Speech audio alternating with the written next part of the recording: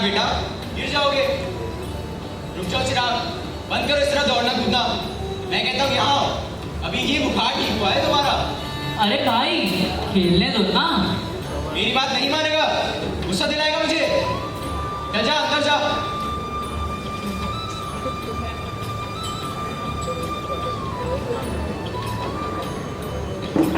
ओए, टीम चाय ला।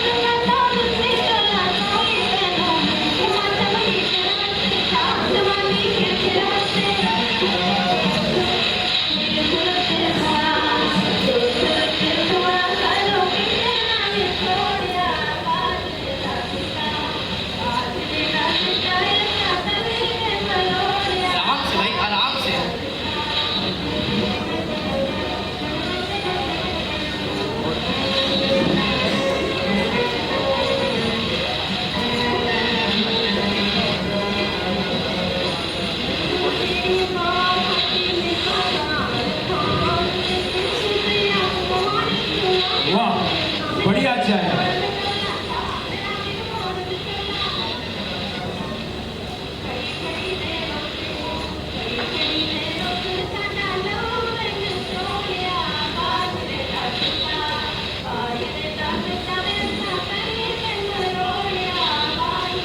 ये ले 10 रुपए।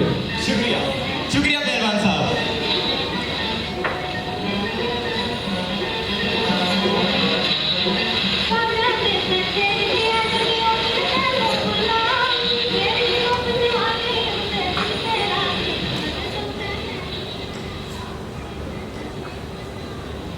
बस कहा है यार साहब, और बताएं कैसे आना हुआ?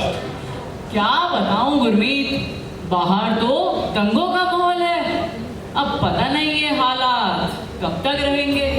तो क्या हुआ है यार साहब? मुझे तो तुम्हारी फिक्र है गुरमीत। अब तुम यहाँ सुरक्षित कैसे रहोगे? अरे फिक्र ना करे, आखिर ये मिट्टी हमारी ही तो है। अब भला हम यहाँ से कहाँ जाएंगे? गुरमीत जरा समझने की कोशिश करो। पूरे गांव में बस तुम्हारा ही एक अलग परिवार है। जितना जल्दी हो सके यहाँ से निकल जाओ। अरे कैसी बातें कर रहे हो? छोड़ो ये सब, मैं अभी आपके लिए गर्मा गर्म कड़क चाय बनाता हूँ। ये चाय वाय तो छोड़ो गुरमीत, मैं कहता हूँ तुम अभी यहाँ से निकल चलो। अगर तुम्हें इस घर की फिक्र है तो चिंता मत करो गुरमीत। मैं हूं ना। जैसे ही हालात सुधरेंगे तुम वापस आ जाना। बिल्कुल गाँव को चपेट में लिया। 50 घायल और 200 लोग क्षतिग्रस्त हुए। आसपास के गाँव को सूचित किया जाता है कि डेंगू की भारी संभावना है।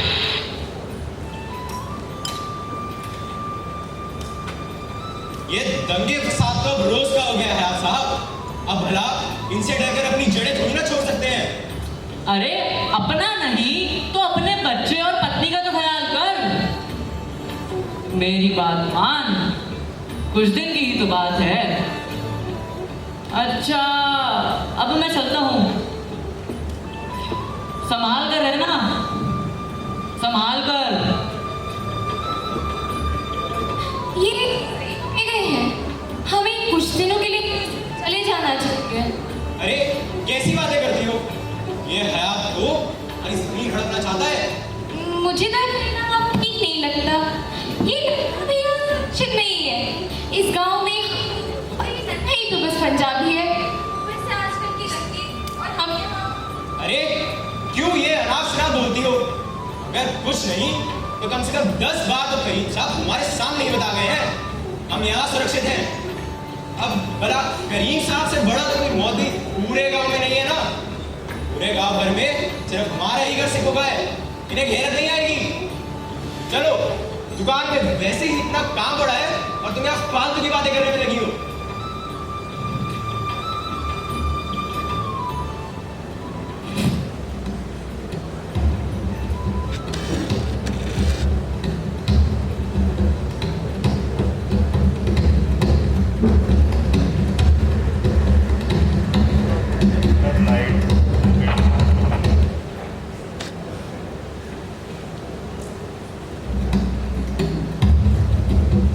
साहब, अरे साहब, आपको पता है ना वो घुसपैठिया गुरमीत अभी भी बचा है यहाँ पर।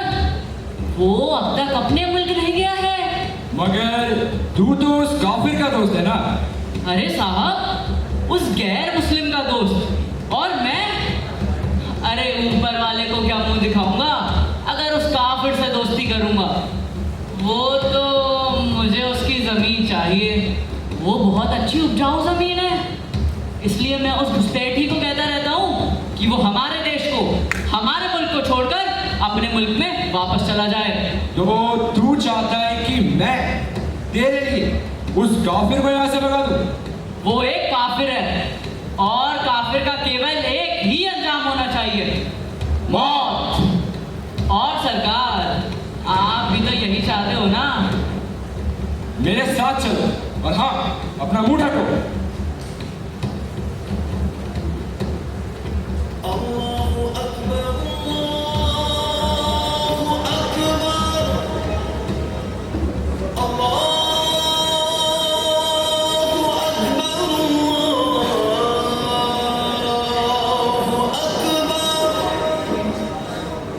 أشهد أن لا إله إلا الله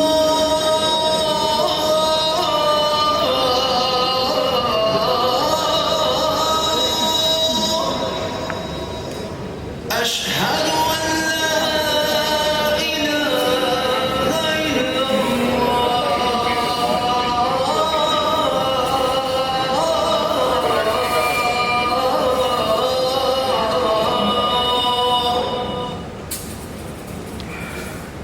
अस्सलाम वालेकुम करीम साहब। वालेकुम सलाम। कहो, सब खैरियत तो है? हाँ जी हाँ जी, सब खैर। बस एक मसले के संबंध में आपसे कुछ बात करनी थी। अरे तुम अल्लाह के घर हो, ऐसे घबराना अच्छा नहीं लगता। अजी बस एक गल करनी थी। अपने मोहल्ले में घुसपैठियों का घर रह गया है। रह गया है मतलब? वो परिवार अभी तक हिंदुस्तान नहीं गया जी। तो क्या काफिर यहाँ रहने के लायक है? हाँ हाँ, क्यों नहीं? अरे आप समझ नहीं रहे करीम साहब, बात यह है अपने दुश्मनी अपने बीच में। कौन दुश्मन? भाई काफिर, और कौन? अरे मूर्ख, अल्लाह ने हमेशा निर्बलों की सहायता का ही संदेश दिया। कौन निर्भर करीम साहब? उन काफिरों ने हमारे भाइयों को कत्लेआम किया है। इन आंखों ने अपनों का खून बहते हुए देखा है। बेटा, जुल्म को जुल्म से खत्म नहीं कर सकते। नेकी, शराफत, ईमानदारी से जुल्म खत्म होता है। जो जुल्म करते हैं वो मुसलमान नहीं है। इस्लाम जुल्म के खिलाफ है, समझे? इरशाद है, तुम जमीन वालों पर रहम करो, आसमान वाला तुम पर रहम करेगा। काफिरों ने हमारे ऊपर बड़े जुल्म किए करीम साहब, हम भूल नहीं सकते। रेल के डब्बों में बिना सिर के शरीर और खून भर कर बेचे, हम भूल नहीं सकते, कभी नहीं। तो तुम वही करना चाहते हो, फिर तुम कैसे कह सकते हो कि तुम मुसलमान हो और तुम्हारा मजहब रहमदिली सिखाता है? फर्क तो किया ही नहीं उस ऊपर वाले ने, फर्क तो हम इंसानों ने ही इंसानों में किया। नहीं करीम साहब नहीं, इन काफिरों से तो बदला लेकर रहेंगे। और करीम साहब एक बात और, आपने धर्म का ठेका नहीं ले रखा, अब हमारा खून खौल गया है और इसमें धर्म के खातिर बदले की आग करने के रहेंगे।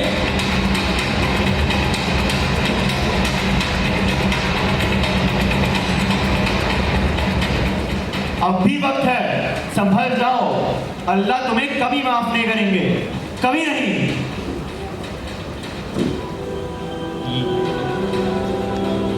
या अल्लाह, गुरमीत और उसके परिवार की हिफाजत करना और पहलवान और उसके लोगों को सद्बुद्धि देना।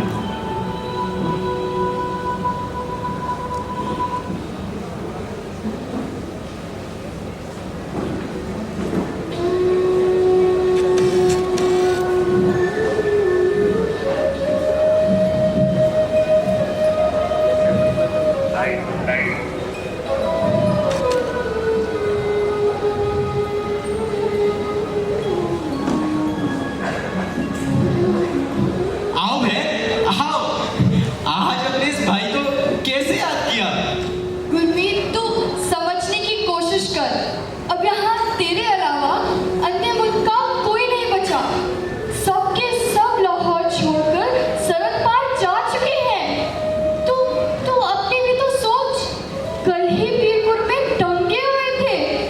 मुझे तो बहुत डर लग रहा है तेरे लिए। अरे तुम भी क्या है फालतू की बातों में आ जाती हो? मैं कहीं नहीं जा रहा। अगर कुछ नहीं तो कम से कम 10 बार तो करीम साहब तुम्हारे सामने बता गए हैं। यह गांव जितना ही मुसलमानों का है उतना ही हमारा भी है। मुझे कुछ नहीं होगा दीदी, पर कुछ नहीं। अच्छा ये बताओ, कल रक्षाबंधन है, इस बार मेरी प्यारी बहन को क्या तोहफा चाहिए? मुझे बस मेरे भाई से वादा चाहिए। बस तो मैं वादा करता हूँ, तुम्हारा भाई हमेशा तुम्हारे साथ रहेगा और तुम्हारी रक्षा करेगा। अरे गुरमीत, करीम साहब आराम से बैठिए, आराम से देखिए। गुरमीत, हालात बहुत खराब है गुरमीत, तो तुम यहाँ से जल्दी निकल जाओ। यह गांव के लोग तो तुम्हारा कुछ नहीं बिगाड़ेंगे, लेकिन तो गांव में फसाद ही कितने गुरमीत। करीम साहब ये आप क्या कह रहे हो? सवाल मत पूछो गुरमीत, हालात बहुत नाजुक है। यह गांव तुम्हारे लिए सुरक्षित नहीं है गुरमीत, जाओ, जल्दी निकल जाओ। आराम से। मेरा दिल तो पहले ही कह रहा था कि कोई ना कोई गड़बड़ होने वाली है। मैं तो कहती हूँ अभी निकल चलते हैं।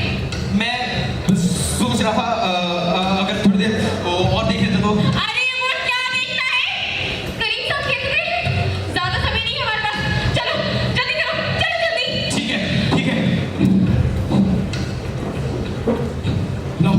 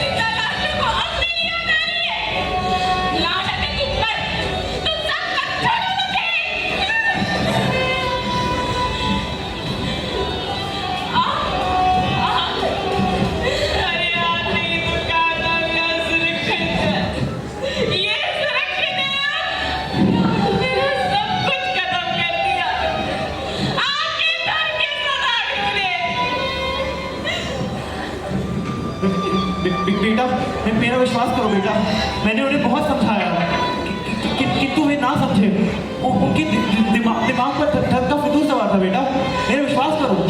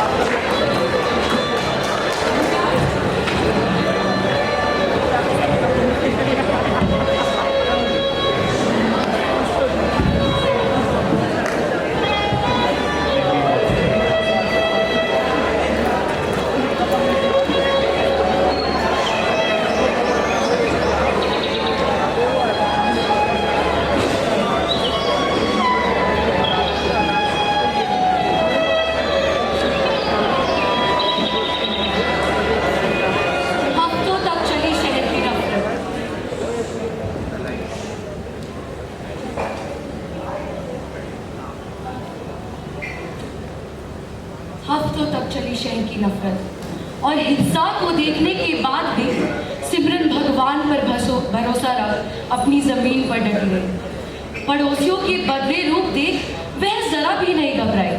वो कहते हैं ना, जब इंसान के पास कुछ खोने को ना बचता हो तो वह और बेखौफ हो जाता है। 3 महीने बाद सिमरन का एक नया रूप सामने आया।